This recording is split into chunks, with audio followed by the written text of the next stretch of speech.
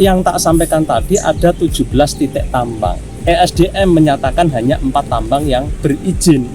Terlepas kami minta apakah ada tim pengawas pemantau lingkungannya, kan nggak dijawab. Dan kami melihat ada mungkin izin produksi, kadang karena yang dibeli tanah itu tidak sesuai titik yang disampaikan, malah mengambil yang lain. Itu juga ada yang kejadian seperti itu. Jadi intinya, kenapa nganti puluhan tahun ini lebih dari 15 tambang ini beroperasi dibiarkan? Kan saking dableknya pemerintah, saking dableknya.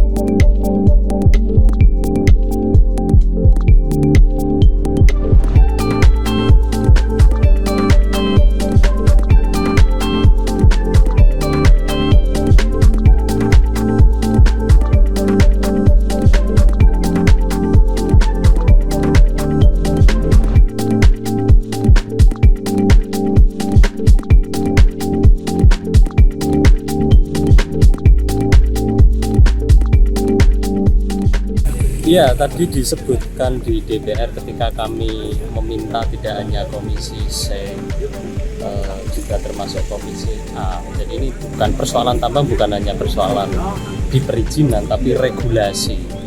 Nah, aku paham bahwa regulasi tidak hanya ditentukan oleh DPR, tapi wakilnya rakyat ketika perda tata ruang ini tidak sesuai daya dukung dan daya tampung, terutama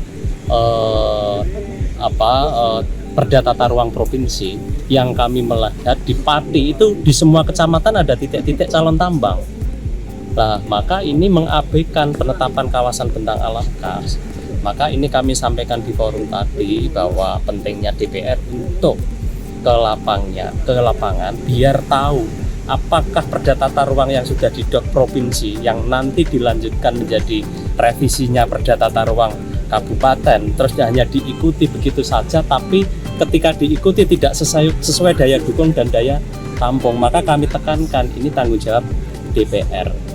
Kami tahu, tapi apapun kejujuran sesuai fakta ini adalah yang menjadi pijakan penting untuk menentukan suatu kawasan, dan itu dilindungi di Undang-Undang 32 tahun 2009. Pak, kalau di lapangan sendiri Pak, ini RT RW ada yang dilanggar untuk pertambangan Pak? Ini kami menyampaikan semua pejabat Kabupaten Pati, eksekutif, legislatif, APH ini mendapat. Jadi ini salah satu contoh yang kami tuntut adalah Kendeng ini harusnya tidak ada penambangan. Dan itu hasil KLHS yang diperintahkan undang-undang dan perintah Pak Presiden di wilayah Grobogan, Pati, Blora, Rembang itu yang Jawa Tengah, yang Jawa Timur adalah Bojonegoro, Tuban, Lamongan. Harusnya di Kendeng ini karena sudah ditemukan kerusakan begitu besar, tidak boleh ada izin yang keluar lagi.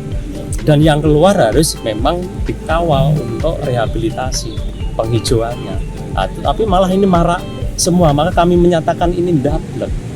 Contoh, ini berbicara tentang legal dan legal, walaupun yang legal ini juga tidak melibatkan masyarakat, SDM, pemerintah.